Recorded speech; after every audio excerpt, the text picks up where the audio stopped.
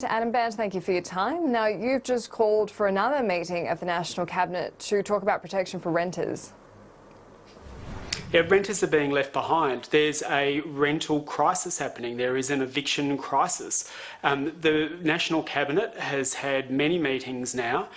They've announced that there'll be a 6-month eviction ban, but in most states there's nothing in law, absolutely nothing in law. And in the states where there is something in law, New South Wales and Tasmania, it's because the Greens put it there. And as a result of this confusion and this inaction, we're getting reports of landlords trying to evict tenants before any eviction ban comes in. There's talk in my home state of Victoria of people going on rent strike. We are hearing many reports of people being threatened by landlords or estate agents and being told that they won't accept any reduction in rent, even though people have lost their jobs. We can't afford to have people homeless or being threatened with eviction. Now, this Easter is potentially going to be a time of great stress for many people who are wondering whether they're going to have a roof over their head. And the National Cabinet needs to stop putting this to the bottom of the agenda, urgently meet and make sure that by the end of next week we have laws passed to ensure a national eviction ban and rent holidays for those who need it.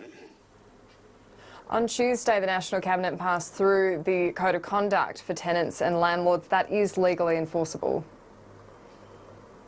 Well, the government's doing a lot for commercial tenants and spruiks how much it's doing with respect to business. And of course it's important to support business and especially small business during this time in their battles with their commercial landlords. But they haven't done anything, apart from put out a press release, they haven't done anything for renters. And it's that confusion that is leading to people being pressured, people being threatened with eviction. This is happening right now because the job losses happened immediately. The new payments under JobKeeper and the like for many people won't kick in. There's also going to be a big overlap between the 1.1 million casuals who aren't picked up by the JobKeeper package and those who rent. Plus there's a big overlap between those who rent and those who work in the arts and the entertainment and tourism and hospitality sectors that have been hard hit. This is a crisis. The government knows it's a crisis, but it is failing to act.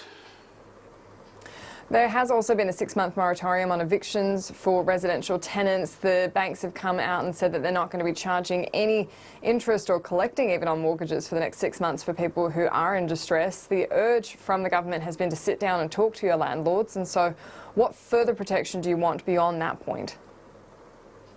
Well, some landlords are being good and are offering people protection, but others aren't. And I've been hearing reports from people who said that the landlords and the estate agents are basically saying to them, look, I've got someone else who can pay me full rent and can do it quickly. You're falling behind, you're not able to do it, and people are being threatened with eviction. So there needs to be legally binding guarantees, firstly, that no one will be evicted for 6 months, and that can't just be a press release put out by the Prime Minister. It has to be in law, and they have to do that quickly, and we're calling on them to do it next week. There have to be arrangements in place that if the banks are offering landlords mortgage holidays, which is great, then that has to be passed on to the tenants in the form of rent holidays. But the government needs to do, and this is Liberal and Labor, this is state and federal, this is the National Cabinet's responsibility.